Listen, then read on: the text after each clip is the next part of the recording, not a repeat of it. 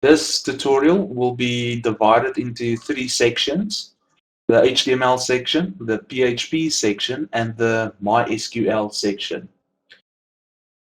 Now, the first section, HTML, that's the easiest part.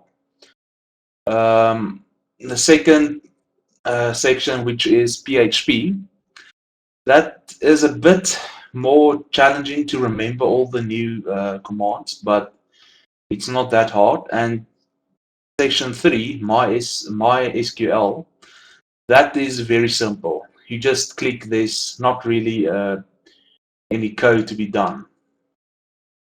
So let's get started. The first section, HTML, is this file right here. Now that's the index page. We open it. The first thing we'll see is the tags. That will always be there. Now the title. The title is this. So you can rename it with whatever you want. That's just that text right there. Now everything that we will do, this entire form right here, this will be done in the body. Now this H1 register, that's just a label. As you can see, it's just text. H1 is mostly used for headers and so on. Now this here, from your username up till the register button, that's this code. And here's the login code right here. So first we'll do the register, then we'll do the login. Now the register, we will use the form tag. Now the form tag is this. The form has a register button and text box and labels.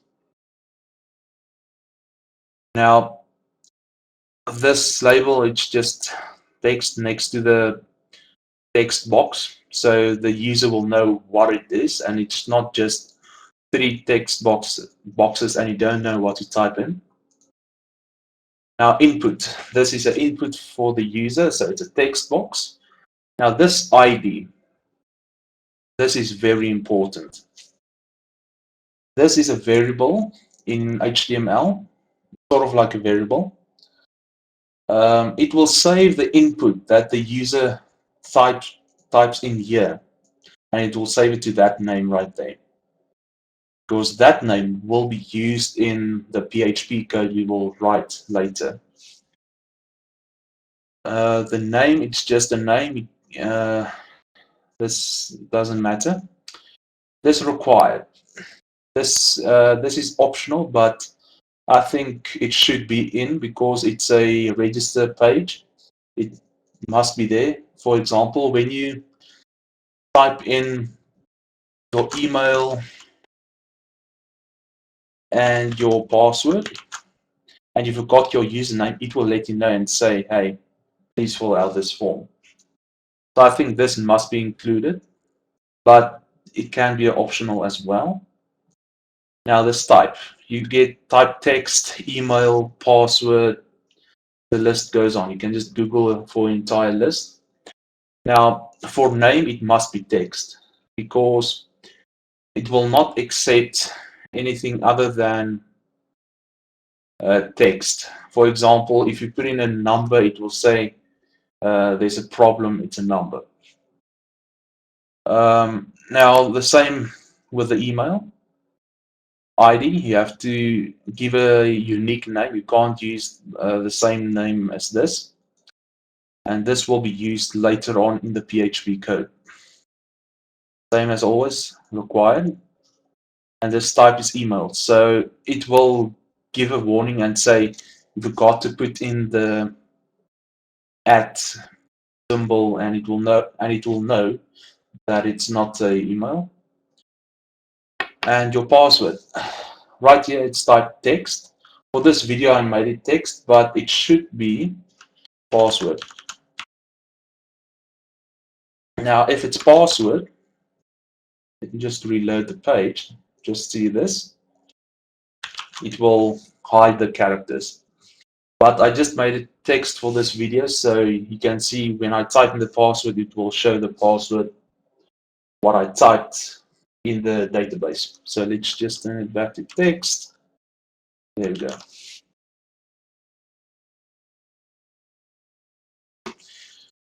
Okay. Now these BR tags, those are just spacers. Otherwise, this entire thing will be just one long line, and it's not very neat. Again, it's optional, but it makes it easier for the user to see. For example, if I take this out, it's just, yeah, it just won't look, it doesn't look nice. But this is my preference, it's not required. This is just to make it easier for people to see. Now, this input, type submit, this is the button.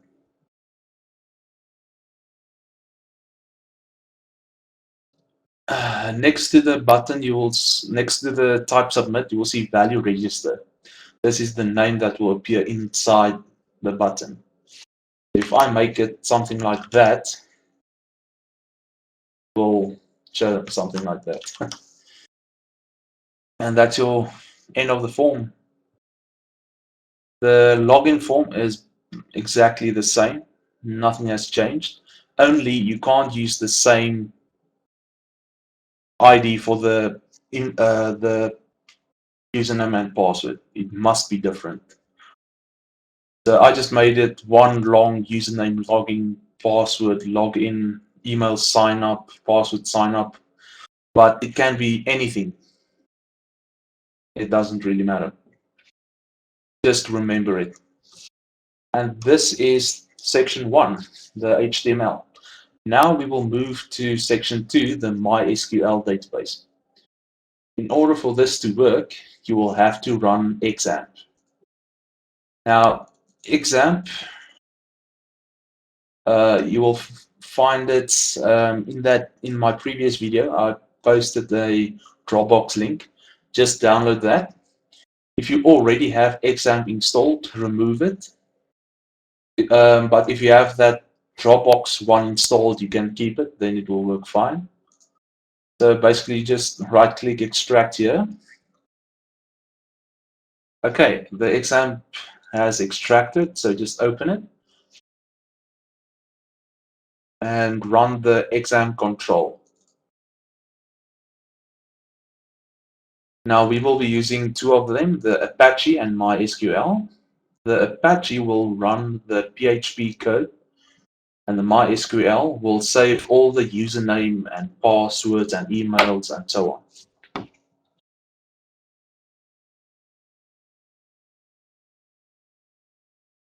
Okay, if it's green, it's good, so you can just quit and it will still be running there.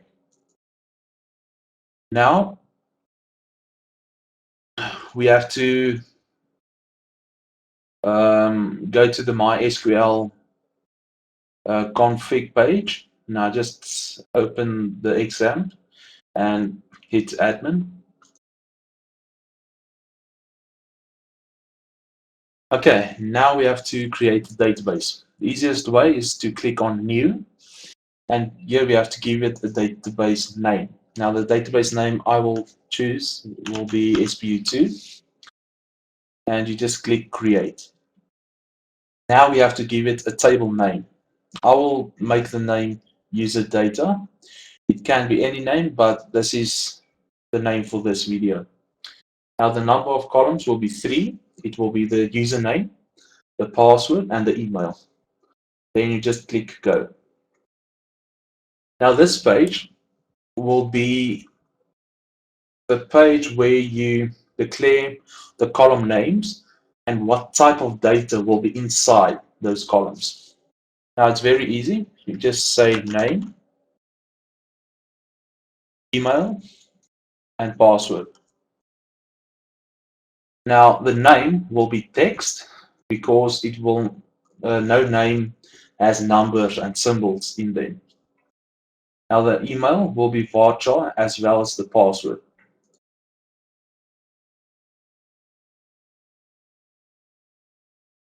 Now we have to say how long the limit will be for the text inside these columns, numbers and symbols and so on. For the email, it can depend. I will make it 30, as well as the password will be 20. It really doesn't matter. Now you just click save. As you can see, here's the columns you created. Now you have to remember these name, email, and password. So just keep it in the back of the mind. We will get to them. Now this is section 2 done. The database is ready to set up. So we go back to the code. And we will first do the register. Now this is the PHP tags. What I would do is when you open a new page in Notepad++, always go to language and just select PHP here. It's not required, but it's very easy. It will color code everything and just make it easier. Now, this will be exactly the same in the register PHP and the login PHP. So I will go through that code with you now.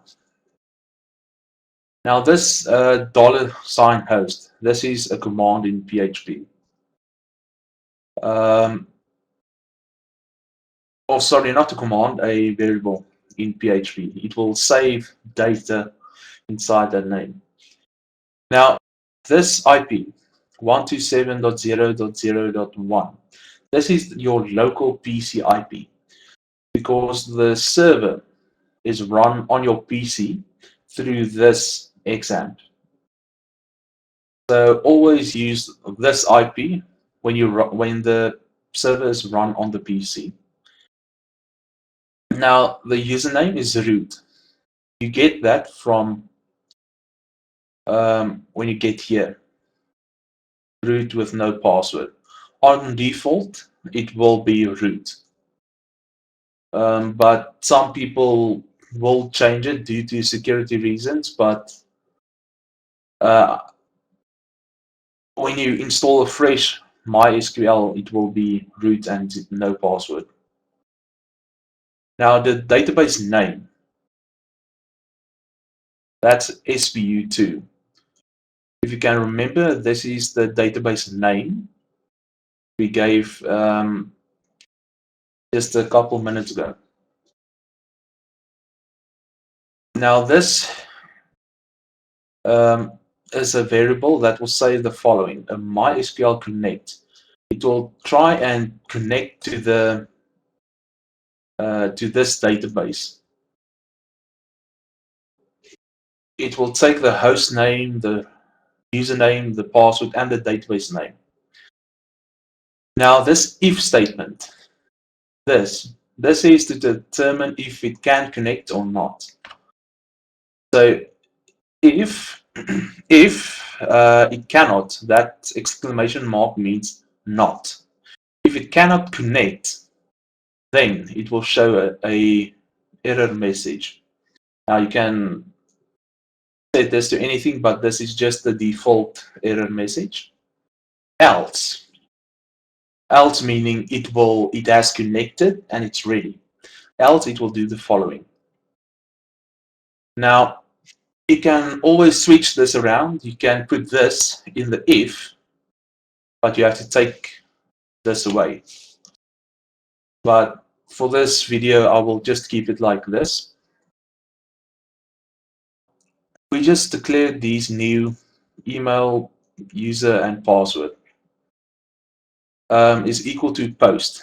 This post is the same thing in the HTML, that method post. That's how it will link with the HTML. Now, as you can see, username sign up. This might look familiar to you because we gave these names to the input in the HTML. ID username sign up. So when you click the submit button, it will use the post method to send the ID, the value of what was typed, through to the PHP. And it will do it with the username, the email, and the password.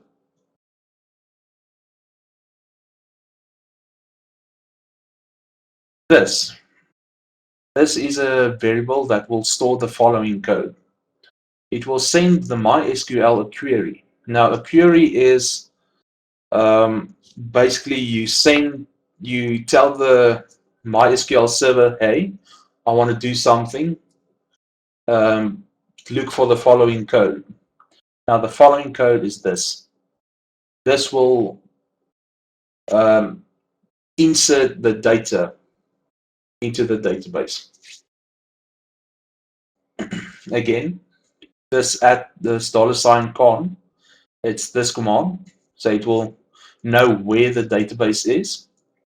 Insert into, that's a command for MySQL. Now this user data, insert into user data. This is the table name in your MySQL server. As you can see, user data. So you can make this table name anything, but it must match here. Now if you go in here, go to the structure. As you can see, name, email, and password. This must be exactly the same as these columns. So basically what this query say is, inside the this local PC in database SPU2, insert data into the user data table. The data will go inside the name, email, and password columns. And the values will be the new user. This is this variable. And you say this variable is equals to that ID that was sent from the HTML file right here. And it must be the same order. For example, if you put name here first, password can't be here because then it will say send the password to the username. So it must be in order. If password is here, password must be here as well. Now, this is the variable. Now we will run the variable. If it can't insert the data, basically the same if statement as here to check if the database is up and running. If it can't insert data, it will display an error. Now, this error means there's something wrong with the values. Now, the values meaning you could have typed in a name with letters or with a symbol or something that's wrong, and it failed to insert the data. Otherwise, this else, meaning it went through, it will take you back to the default index page. Now, this you can change to a message that's saying you're logged in or anything, but it will just take you back to the default page. Now we will look at the login PHP code. This is the same as the register PHP. This variables, new user and new password. It gets the data from the HTML file user login ID. This variable result will send a MySQL query and select data, meaning it will only look and not insert data into the columns name and password from the user data table. This user data table and these columns. And this where name is equal to new user and password is equal to new password. This will compare that the name and password match the database. Now, this, if it can't connect, if it can't read the data correctly, meaning there's numbers inside the name, it will give this error. Else, if the name and password is a legitimate value, it will do the following. When it matches the name and password with a database, it will return one value, one row, meaning one person was returned. And if the row is equals to 1, meaning one person matches that username and password, it will send a message saying you are logged in. As you can see, variable message. And this is just a script to pop up and say you are logged in. Now, you can put this to a certain page like index.html, but I just wanted to show that everything worked and it logged in. Now, if we run this page, it will not work. We have to put it inside the XAMPP folder. Now, it's very easy to do that. All that you do is you copy this folder where the files are in. You copy it inside the XAMPP folder. And the htdocs inside XAMPP, just paste it there.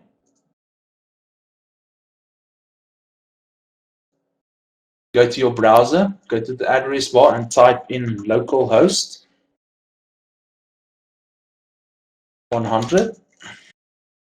And you will type in that folder that you pasted inside that htdocs. Mine is class 1. As you can see, it will show this page. Let's test and see if it works. Your username, let's just say Benny. Your email, benny@gmail.com. Password, let's just make it 123. And then you click register. Now, to see if it works, we can log in, but let's just see and check if it's in the database. Now, in order for you to check data, all that you have to do is you just click browse. And as you can see, name Benny, email, and the password is there. Let's just see if it works. Your username.